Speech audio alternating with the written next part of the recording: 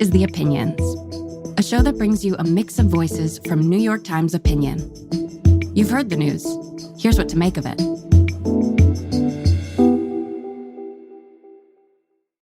I'm Paul Krugman. I'm an opinion writer for the New York Times, also a professor at the City University of New York. I won third place in the Optimist oratorical contest in junior high school, and I also got a Nobel Prize.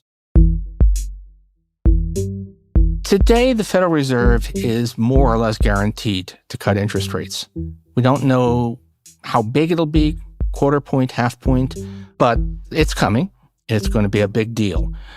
The reason they're going to do it is, first and foremost, that we've won the war on inflation.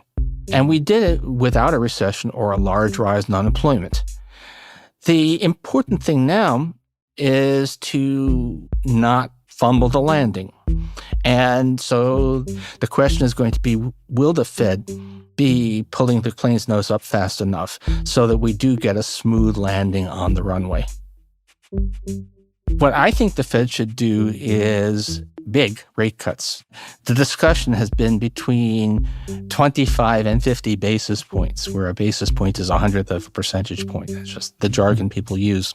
I would say 50 for sure, but if you really look at it, I would say that even if they cut by 50, interest rates will be about 300 basis points higher than they were on the eve of the pandemic, and inflation is under control. What justifies those 300 extra basis points? So I would like to see the Fed cut by 200, 250, 300 basis points quite quickly right away with rhetoric that makes it clear that this is just the beginning. The Federal Reserve is a slightly mysterious entity. It's sort of part of the government and sort of not part of the government. And because it controls the amount of money in circulation, roughly speaking, it can also control short-term interest rates, which in turn tends to drive longer-term interest rates, which in turn drive things like whether people buy houses, whether businesses invest in new office buildings, and so on. So the Fed is a tremendously powerful economic actor and also one that can act quickly. It doesn't require legislation. So the Fed is basically the short-term manager of the economy.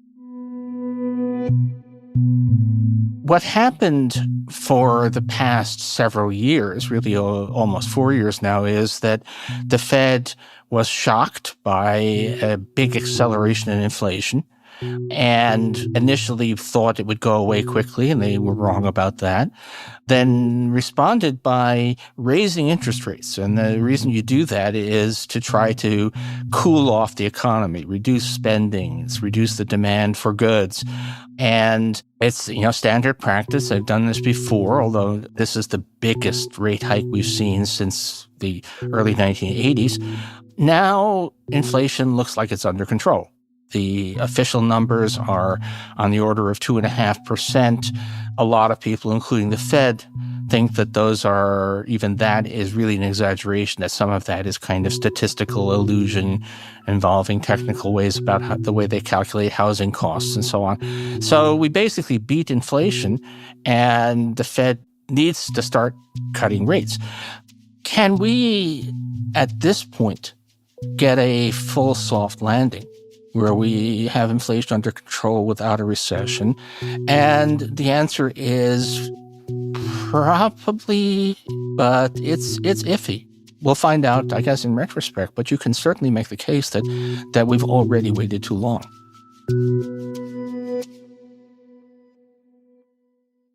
Jerome Powell is the chair of the Federal Reserve. It is a committee. But at least in recent decades, the Fed chair almost always gets what the Fed chair wants. And almost as important as the rate decision is what the Fed chair says afterwards. There's a press conference. To give you a number, they also issue a statement, and people pore over that statement for tiny changes in wording from the last statement. It's like Kremlinology or something, right? Because you're trying to infer the minds of the people making these decisions. So a lot depends on whether Powell says as clearly as Fed chairs ever say that we think inflation is beaten and we think that the economy is weakening. If he says inflation appears to be well on track to target, which I think he said last time, but if he says it really forcefully now, that will be dovish. There are people out there who say, I'm not convinced that we've really licked inflation, that there's still a last mile. If Powell says anything that makes it sound like he's a last miler, that will be contractionary. That will tighten financial conditions. If he says pretty clearly that I don't think that there's a last mile, I think we're there, then that will loosen them. If he says that we're not concerned about the rise in unemployment and just stops there, that would be hawkish. That would tend to raise rates. So it's the words and the specificity. What the Fed actually does is a signal of its future intentions. And so that's why all eyes are going to be on the number, but the number mostly is important as a symbol. It's telling us more about the Fed's state of mind than it is about the specific cost of money. One final point to make is that what the Fed does will have a political impact. I think there's no question that the Fed cutting rates is good news for Kamala Harris. It won't really have much effect on the economy in time for the election. We're practically on top of the election at this point. But it will be a signal that the Fed thinks that inflation has been defeated. And that's good news for, the candidate of the incumbent party, even if she's not the incumbent president. On the other hand, that's not something that the Fed should take into account. The Fed is supposed to be doing its job. It's supposed to be doing the best thing it can for the economy. The really political thing would be to hold off on doing the right thing because it might have a political impact that helped the party in power. We have a Fed that's insulated from politics for a reason. And so, it presumably will make headlines if the Fed cuts rates. It'll make headlines either way, but especially if they go through, as they should, with a 50 basis point cut, it will be a kind of official acknowledgement that we have actually beaten inflation. Now, it's kind of funny because the Fed doesn't know anything that the rest of us don't. They don't actually have any inside information. Nonetheless, by so doing, they will kind of make it official, and that will have some political impact.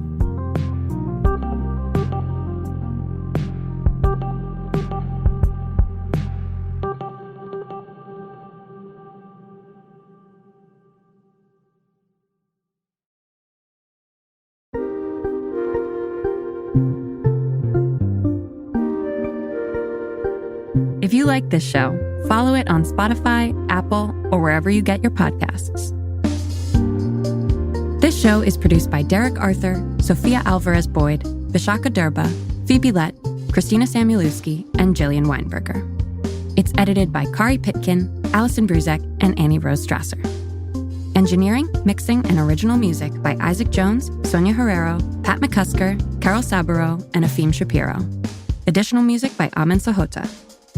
The fact-check team is Kate Sinclair, Mary Marge Locker, and Michelle Harris. Audience strategy by Shannon Busta, Christina Samuelewski, and Adrian Rivera.